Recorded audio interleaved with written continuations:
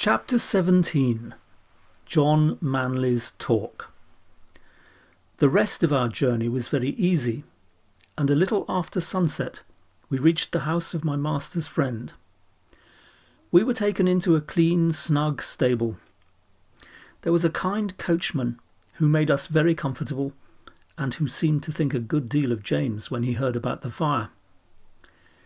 "There is one thing quite clear, young man," he said. "Your horses know whom they can trust. It is one of the hardest things in the world to get horses out of a stable when there is either fire or flood. I don't know why they won't come out, but they won't.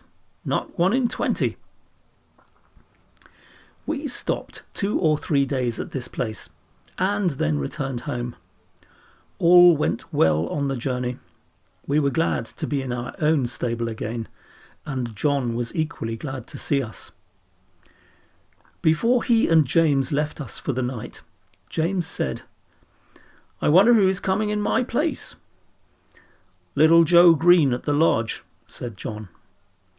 "Little Joe Green? Why, he's a child." "He is 14 and a half, said John. "But he is such a little chap." "Yes, he is small, but he is quick and willing. And kind-hearted too. And then he wishes very much to come, and his father would like it.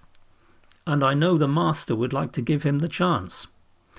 He said, if I thought he would not do, he would look out for a bigger boy. But I said I was quite agreeable to try him for 6 weeks. 6 weeks? Said James. Why, it will be 6 months before he can be of much use. It will make you a deal of work, John. Well, said John with a laugh, work and I are very good friends. I was never afraid of work yet. You are a very good man, said James. I wish I may ever be like you. I don't often speak of myself, said John. But as you are going away from us, out into the world, to shift for yourself, I'll just tell you how I look on these things. I was just as old as Joseph when my father and mother died of the fever within 10 days of each other, and left me and my crippled sister, Nellie, alone in the world, without a relation that we could look to for help. I was a farmer's boy, not earning enough to keep myself, much less both of us, and she must have gone to the workhouse, but for our mistress, Nellie calls her angel, and she has good right to do so. She went and hired a room for her with old widow Mallet, and she gave her knitting and needlework. When she was able to do it, and when she was ill, she sent her dinners and many nice comfortable things, and was like a mother to her. Then the master, he took me into the stable under old Norman, the coachman that was then. I had my food at the house and my bed in the loft and a suit of clothes and 3 shillings a week so that I could help Nellie. Then there was Norman. He might have turned round and said at his age he could not be troubled with a raw boy from the plough-tail. But he was like a father to me and took no end of pains with me. When the old man died, some years after, I stepped into his place, and now, of course, I have top wages and can lay by for a rainy day or a sunny day, as it may happen, and Nellie is as happy as a bird. So you see, James, I am not the man that should turn up his nose at a little boy and vex a good kind master. No, no, I shall miss you very much, James, but we shall pull through, and there's nothing like doing a kindness when it is put your way, and I am glad I can do it. Then, said James, you don't hold with that saying, everybody look after himself and take care of number 1. No, indeed, said John. Where should I and Nellie have been if master and mistress and old Norman had only taken care of number 1? Why, she in the workhouse, and I hoeing turnips. Where would Black Beauty and Ginger have been if you had only thought of number 1? Why, roasted to death. No, Jim, no. That is a selfish, Heathenish saying, whoever uses it. And any man who thinks he has nothing to do but take care of number one, why, it's a pity but what he had been drowned like a puppy or a kitten before he got his eyes open.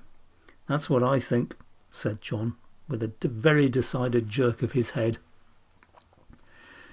James laughed at this, but there was a thickness in his voice when he said, "You have been my best friend except my mother. I hope you won't forget me." "No, lad, no," said John, "and if ever I can do you a good turn, I hope you won't forget me." The next day, Joe came to the stables to learn all he could before James left. He learned to sweep the stable, to bring in the new straw and hay. He began to clean the harness and helped to wash the carriage.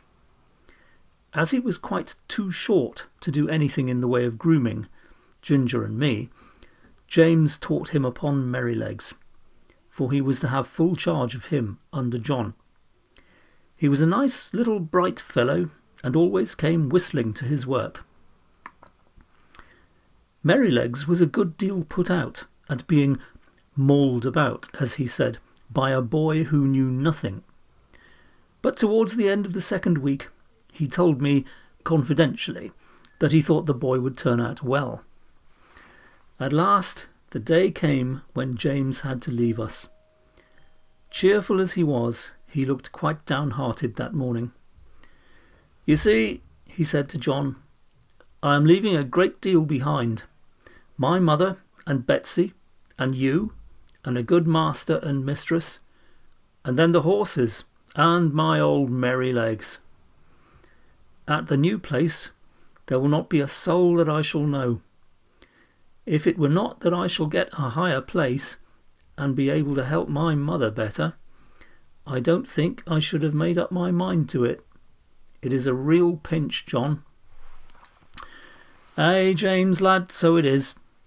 But I should not think much of you if you could leave your home for the first time and not feel it. Cheer up. You'll make friends there, and if you get on well, as I am sure you will, it will be a fine thing for your mother, and she will be proud enough that you have got into such a good place as that."